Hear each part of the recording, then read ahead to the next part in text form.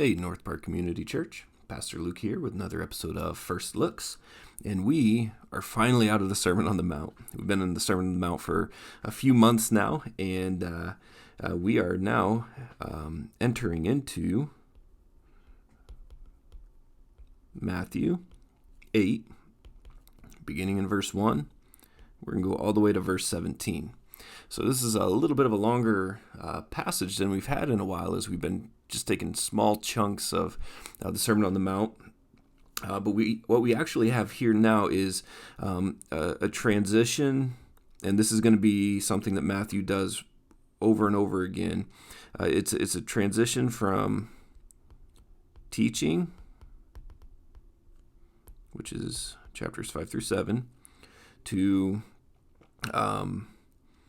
we're going to now transition to works, and that's going to be chapter 8, and it's going to go through 9, and then once we get after 9, we'll go back to teaching, and teaching will pick back up as the next major unit in chapter 10 there. And so one of the things that we want to pay attention to is, or just maybe some questions that we like to ask is, one, how, this is probably not helpful to be switching sides already here.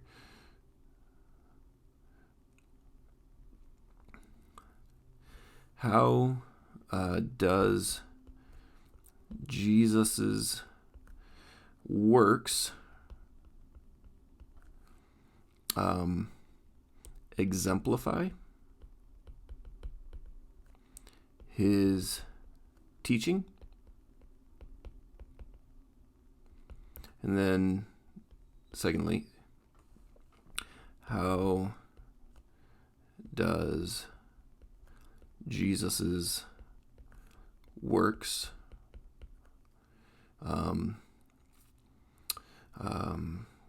confirm the validity of legitimate, maybe?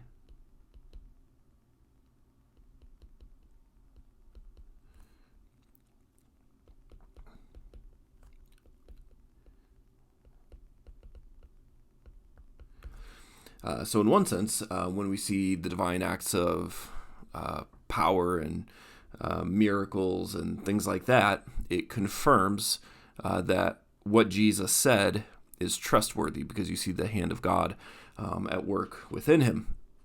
We'll see something similar with John chapter 3 with Nicodemus, where Nicodemus will say, Lord, no one can do the things that you're doing unless it's the Lord doing it. And so he says, so then tell me this, how can someone enter into the kingdom of heaven? And so Jesus's mighty works and power, they authenticate the teaching that he has, because it evidences that God is with him. However, I don't want to miss out on that number one right there. When we get a teaching from Jesus, his works will in some way embody the ethic of his teaching, or the heartbeat of his teaching. And so even as we look at this which follows, we'll see elements of the Sermon on the Mount on display. And so it's just kind of cool to take note of that. So with that, let's look at the passage a little bit more closely. Just one comment that we'll see here. We have Miracle 1 story. We have Miracle 2 story. And then we have Miracle 3 story. So we've taken our unit, and it could be looked at as 3 separate accounts that we could preach individually, and certainly we could do that, no doubt about it. But I want to grab all these together because I sense that I trace a little bit of a connecting theme through all of them. And the connecting theme is, I'll give it to you here, show my cards early. But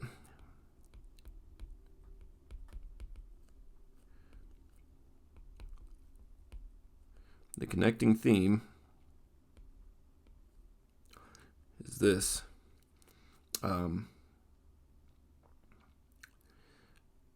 How do I want to say it? We'll say unclean things now clean. Something like that. Grab the unclean, grab the clean. That's what we want to definitely make sure that we are paying attention to. Okay, let's look at our first unit, the miracle story number 1, when he came down from the mountain. So this is Sermon on Mount. Great crowds followed him. Remember, they were astonished at teaching. And behold, a leper came to him and knelt before him. We certainly don't want to miss out on the significance of this. What do we know about lepers? They are outcast from society. They are religiously and socially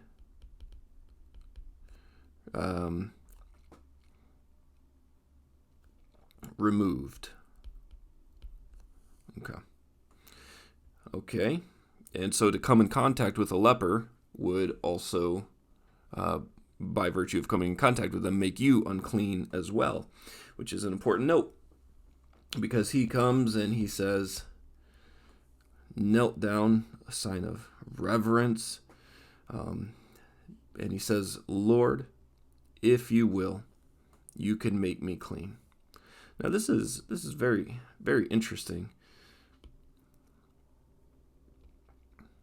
The theology that is present here is right here. It might even make us think of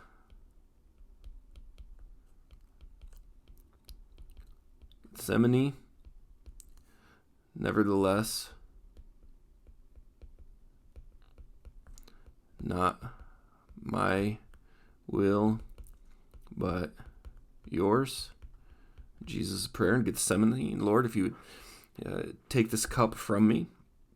But we see that there is no question about Jesus's ability. No question about Jesus' ability to do it. Only a question of willingness.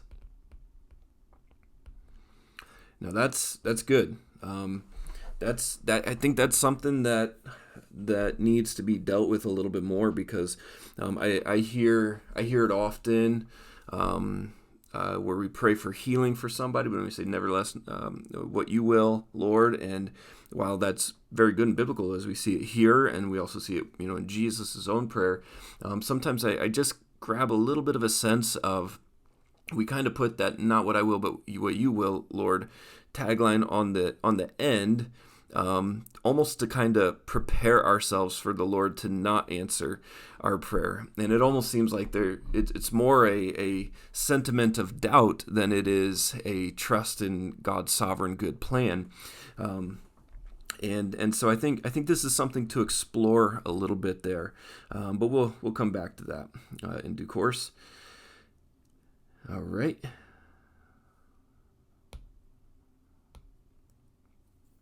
And so, what does Jesus do? This is very important here. I want to get this in red. And Jesus stretched out his hand and touched him. This is such an act of love and kindness.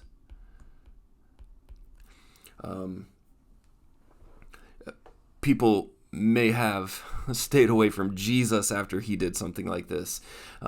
He may have been considered ritually unclean himself and not allowed to enter into a temple. He puts risk out there in touching him, but he's willing to do this in order to dignify the humanity of this man and to express love to him. For Jesus, there is no such thing as an untouchable.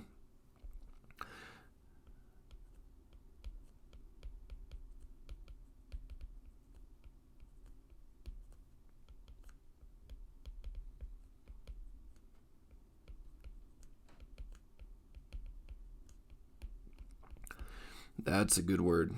That's a good word. And therefore, he says, I will. I will. What sweet words. That's kind of hard to see.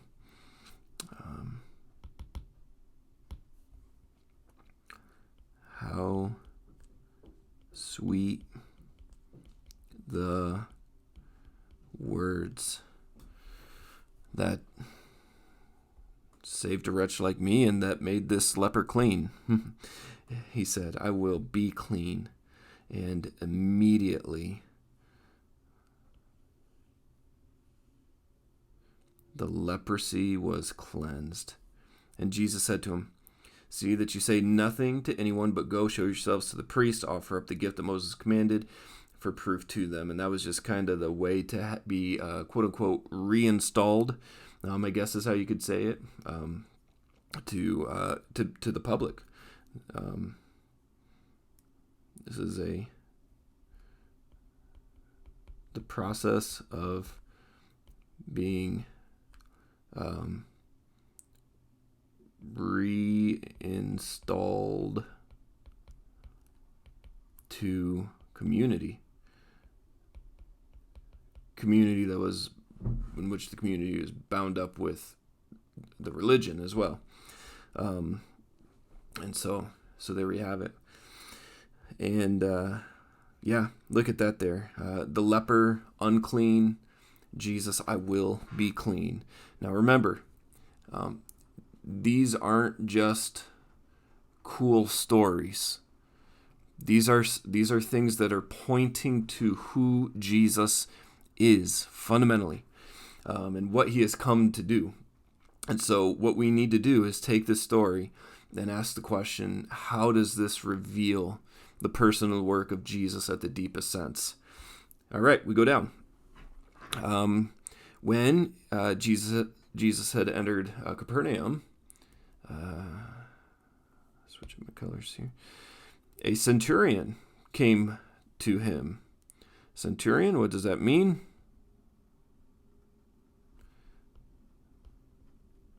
It means a Roman. Romans are not Jews. They are not Israelites. And they were the persecutors of God's people. And the centurion came forward to Jesus, appealing to him, Lord. The centurion acknowledges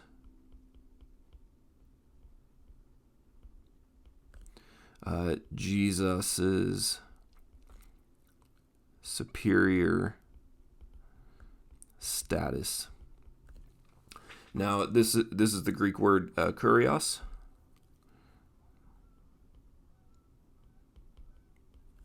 And kurios, it's the word that's used to translate the Hebrew Yahweh into Greek because they didn't want to write Yahweh, they didn't want to transliterate the name, and so they gave when Yahweh shows up in the Greek version of the Old Testament, they would use Kyrios in place of transliterating Yahweh. But it was also just the title that you would give to someone who was a superior. So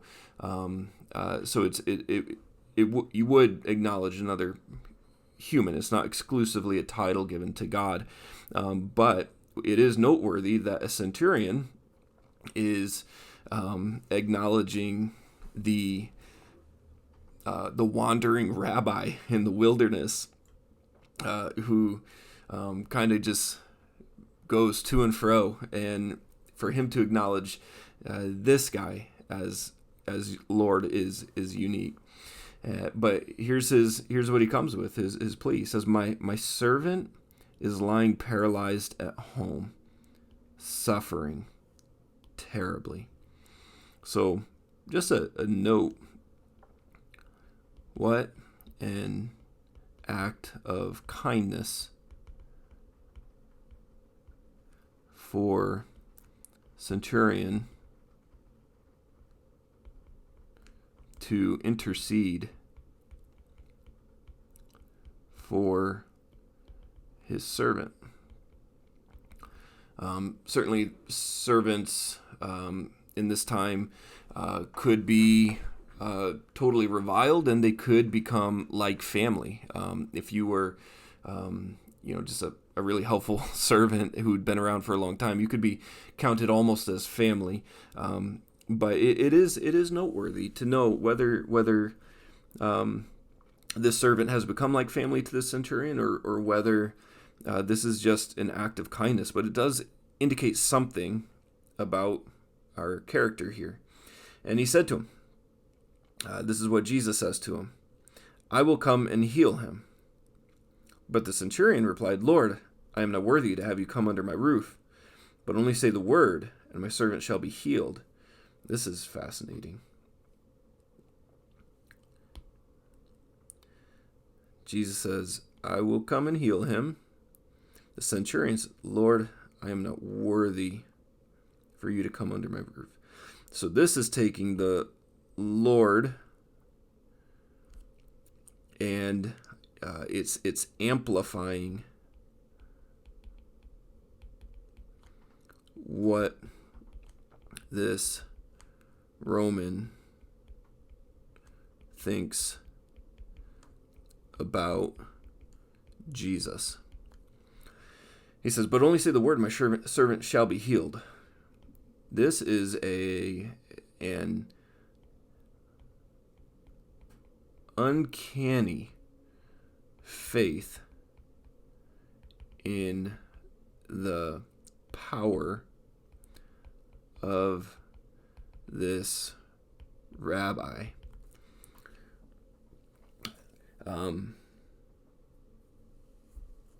Yes, really interesting to start thinking what does the Roman know? What does the centurion know about Jesus? Does he have a full, robust understanding in the hypostatic union that this Jesus is fully God and incarnate and fully man? Does he have that, or is this just a guy who has heard that this Jesus is able to heal people, and does he start to wonder, what more? Who is this? Has he heard of some of the stories of Israel, of waiting for some Messiah or something like that? It's very interesting to think about what all this centurion actually knows about Jesus, and potentially how little he knows about Jesus, but how remarkable the faith that he has. It seems to be a really key part here is his faith. Now let's go down a little bit further here. This is quite the encouragement that Jesus gives to him here. He says, for I too am a man under authority with soldiers under me, and I say to one, go, and he goes, and to another, come, and he comes, and to my servant, do this, and he does it. When Jesus heard this,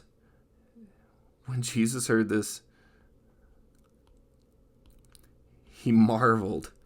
What do we do with that? Just to marvel Jesus? I don't know. Yeah, Jesus marvels. And so he said to those who followed him, "Truly, I tell you, no one in Israel,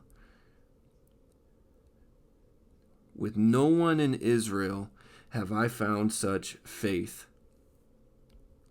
That's what it's all about. He says, "I tell you, many will come from east and from west to recline at table with Abraham, Isaac, and Jacob, from east, west, and the kingdom of heaven," what Jesus has come to bring, "while the sons of the kingdom will be thrown into outer darkness. In that place there will be weeping and gnashing of teeth." And to the centurion, Jesus said, "Go, let it be done for you as you have believed." And the servant was healed at that very moment. So we have the servant that's healed, but what seems to be emphasized here in what Jesus says to his disciples is this: the Roman is an outsider. He is non-covenant person. He is a pagan and idol worshiper. He is unclean. He is an outcast. He does not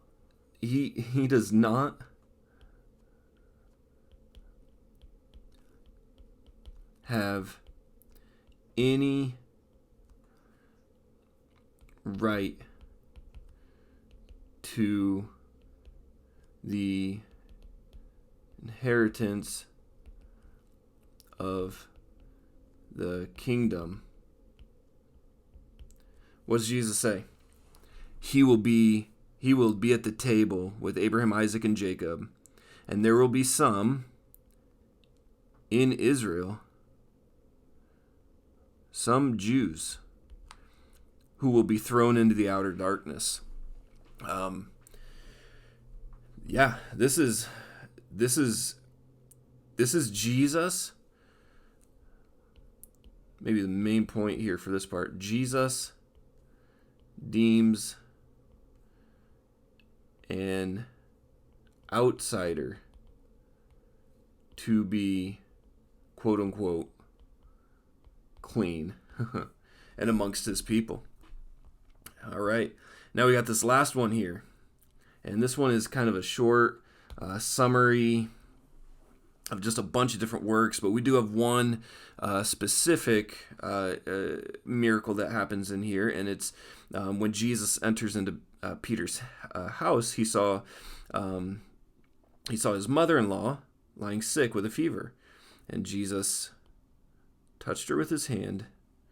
The fever left her. She rose and began to serve him. That evening, they brought to him many who were oppressed by demons, and he cast out the spirits. With what? With a word. And he healed all who were sick. Now here we go. This is what I think kind of bookends verse 1 to this right here. This is a humongous deal that will bring, I think, all of these miracle stories together. This was to fulfill what was spoken by the prophet Isaiah. He took our illnesses and bore our diseases. This verse right here is a quote from Isaiah 53, and this is verse 4. Now, if you go and read it in your ESV, it'll say, "Surely he has borne our griefs and carried our sorrows, yet we esteemed him stricken, smitten by God, and afflicted." So that's the fullness of the verse. Is that he came to bear our sorrows, illnesses, diseases, yet as he came and bore our illnesses and diseases, our griefs and our sorrows, he was himself esteemed as stricken, smitten by God, and afflicted. He took the affliction. Let me write that down. Jesus took our affliction upon himself. And that is in Isaiah 53, which is all about the work of the cross.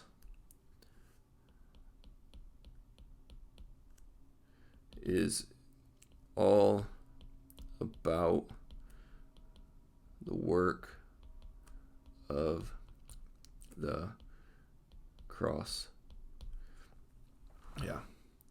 So that's going to be where I think we see how these miracle stories, as wonderful as they are, and as much as they display the power of God, which they do, and reveal that Jesus, yes, is God in the flesh.